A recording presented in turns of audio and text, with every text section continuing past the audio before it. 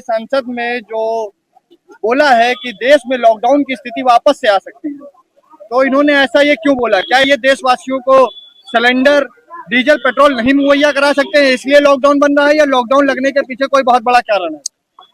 पहली बात तो माननीय मोदी जी अपने आप में एक सामर्थ्यवान सशक्त प्रधानमंत्री है। उनका इतिहास अगर आपको जानकारी हो तो उनको इतिहास बता दूं कि 4 बार के मुख्यमंत्री गुजरात प्रदेश के, और ये तीसरी बार जो प्रधानमंत्री के तरफ आगे बढ़ रहे हैं।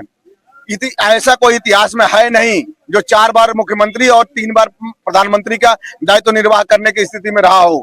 तो एक अपने आप में एक ऐतिहासिक रिकॉर्ड है माननीय मोदी जी का। और मोदी जी जो कुछ भी बोलते हैं बड़ा नाप तोल के बोलते हैं। देश की जो वर्तमान स्थिति है, जो भूत की अतीत की स्थिति है और आने वाले समय की स्थिति को ध्यान में रखते हुए उनको पता है कि भारत अपने आप में सशक्त है, सामर्थ्यवान है। भारत पर इस तरह कोई संकट आने वाला नहीं है। लेकिन एक अनुमान के तौर पर जैसे वैश्विक स्तर पर चल रहा है युद्ध ईरान, इजराइल और अमेरिका के बीच में, उसका अगर कहीं से प्रभाव पड़ता है भारत पर तो उसके लिए भारतवासियों को तैयार रहना है। भारत को कोई खतरा, कोई डर नहीं है। लेकिन एक होता है ना कि अलर्ट मोड में रहना, तो अलर्ट मोड में रहने के लिए बोले हैं।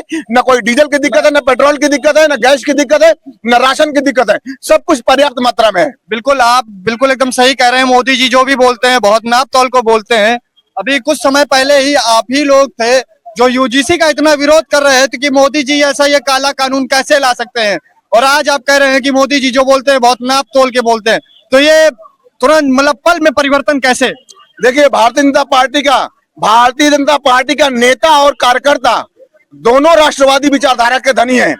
जैसी पार्टी का जैसा रुख होता है उस हिसाब से कार्यकर्ता भी उस तरह का रुख अख्तियार करता है। सही को सही और गलत के गलत कहने का हौसला रखता है भारतीय जनता पार्टी का कार्यकर्ता, और वही कर रहा है। यूजीसी अगर समाज के लिए, देश के लिए वैमनस्यता फैलाने वाला है तो उसका विरोध हो रहा है।